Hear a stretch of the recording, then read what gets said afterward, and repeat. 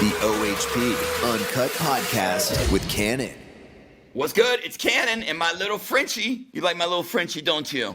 I don't even own a French bulldog. My girlfriend does. I definitely didn't get this hat in honor of her dog. That would mean that I'm completely whooped. Yo, look what we got today. Young Gravy. And that's not some clickbait shit on the title of this video.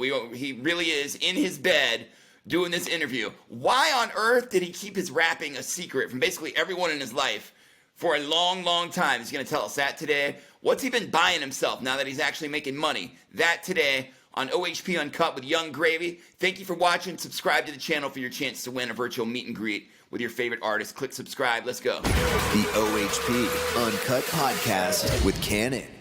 How you feeling today, man? Are you like trying to enjoy your last days before you go out on tour or what? I really am, dude. And it's been busy, man. I got back to LA like 2 days ago. And I've been doing work like all day, every day. I did a whole shoot with Pizza Hut yesterday. But I've been, the little moments, I've been cherishing them. I mean, I'm doing this interview from my bed right now. I'm pretty cozy, so Nice. Could be worse. Could be I like worse, that. man. What do you got, a fuzzy bed? What do you got back there?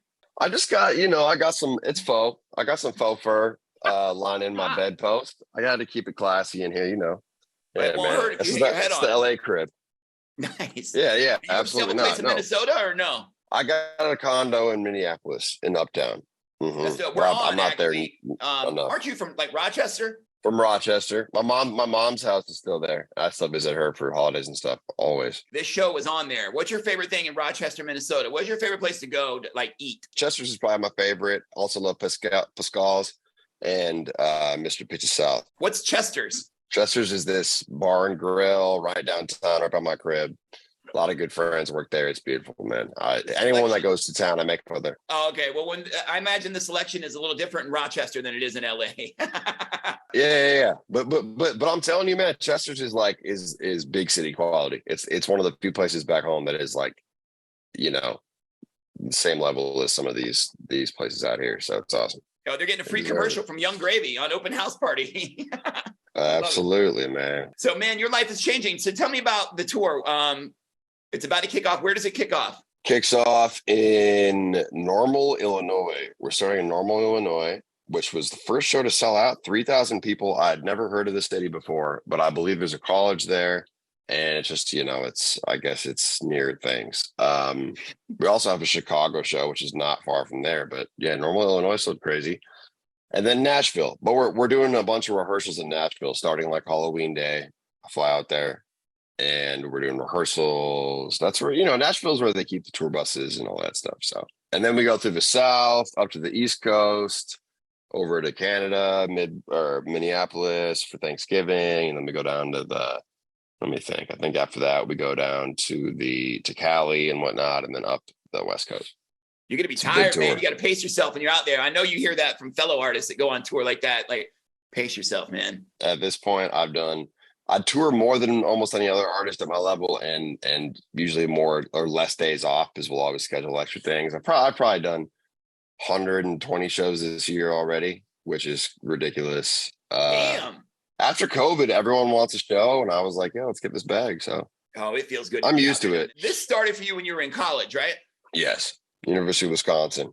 And what were you majoring in 2017. there? I did marketing and finance.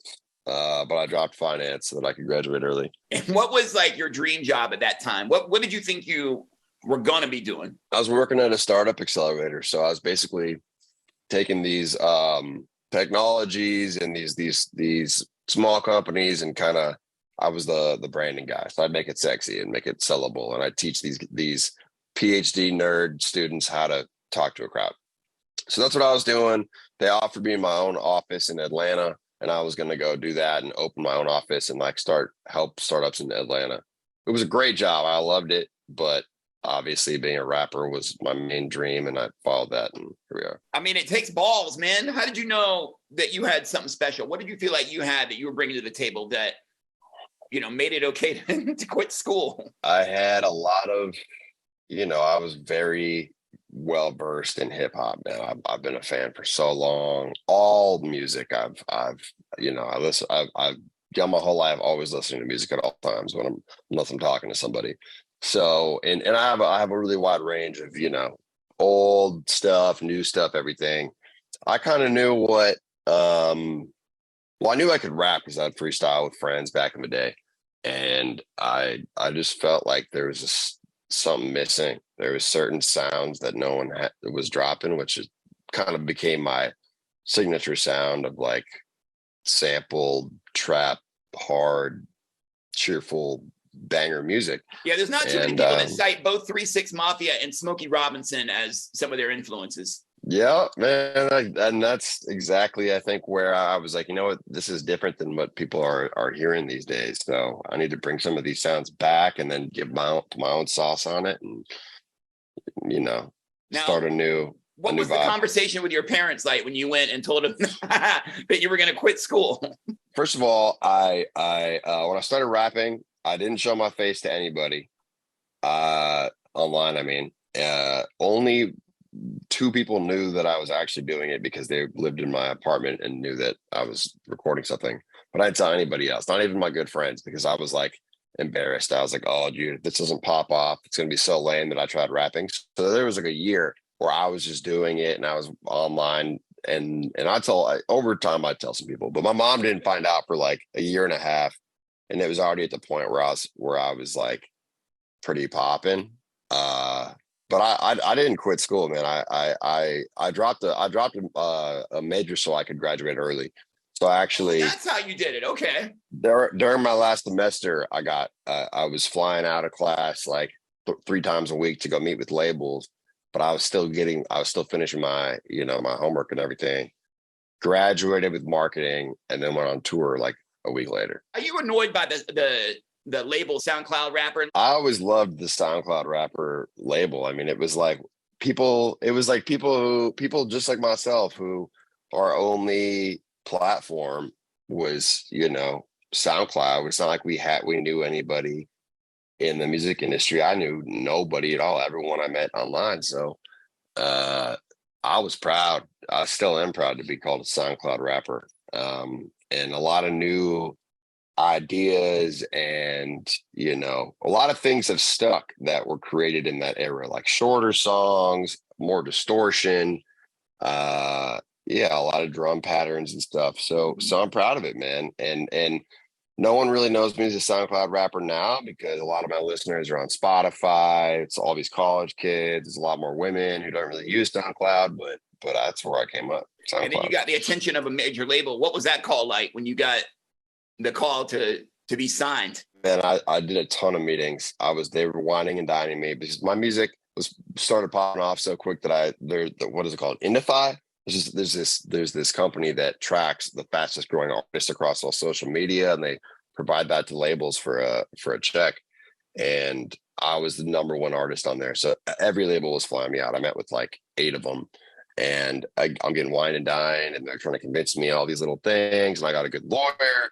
That was a few months long. And then it ended up being right around Thanksgiving 2017 where I finally signed with Republic. But I like the people there the most. Deal was great. How did Betty come to be? Basically, I've always wanted to sample Never Gonna Give You Up. And I thought that there was no chance I'd be able to clear it. but I guess I heard from some random number in my phone. I didn't remember the name. They texted me. They're like, yo, one of the writers on Never Gonna Give You Up, their kid is a huge fan. And then now they're a fan of you. And they said you should sample it. So it was like one of these 3 writers. So I was like, all right, let's try it. We did it. We made the beat. It came out really hot. And then we sent it in. 2 people approved it. 1 denied it. I had to make it clean. So it's my first clean song ever. It didn't start that way. Oh, you shit me? They said you had to make it clean? As I swear. I had to change. I had to change a lot of things. And I made it clean. But I like how it turned out. And I think the fact that it is clean has probably helped with radio play and everything. So I can't complain. I liked it before, but I love it now. I wonder what Rick Astley himself thinks about the song. He approves. I never met him in person, but he approves. I think his first reaction was, why didn't you ask me to collaborate on this? And to me, I was like, I didn't even think I could get a hold of you, blah, blah, blah. And it was like, so I think when the time comes, when we're in the same area or whatever, I really want to bring them out and we'll perform it together. That's dope. I cannot wait to see that, man. Someday I bet it'll happen. So your life has obviously changed. What have you been able to go out and buy yourself anything fun, like, you know, any toys or things you weren't able to do before? I didn't buy anything too crazy. I drive a Tesla Model S. You know, I love the self drive, especially in LA. I'm a frugal person overall. I haven't bought a house yet. I live with some homies, but it's racking up, man. I think I'm gonna buy a nice house top of the year, and maybe a Bentley. So, you know, some toys, but otherwise, you know, the main thing I spend money on is like good food and going out with the OGs, you know, bringing out my day one friends for a nice dinner and whatnot. Where do you like to go in LA then? What are your spots in LA? So one of my roommates runs On the Rocks. That's the club above the Roxy. Yeah, I'm there all the time. Barless. I end up there a lot just because one of my homies DJs there. Food wise, I love Beauty in Essex. Beauty in Essex is lit. It's not overplayed. It's so good. Beauty in Essex is great. A lot of those ones like on Fairfax, there's too much good food here, man. It's hard, there's a lot. Shout out to Lemonade. I want to shout out Lemonade because I eat at Lemonade more than anywhere else.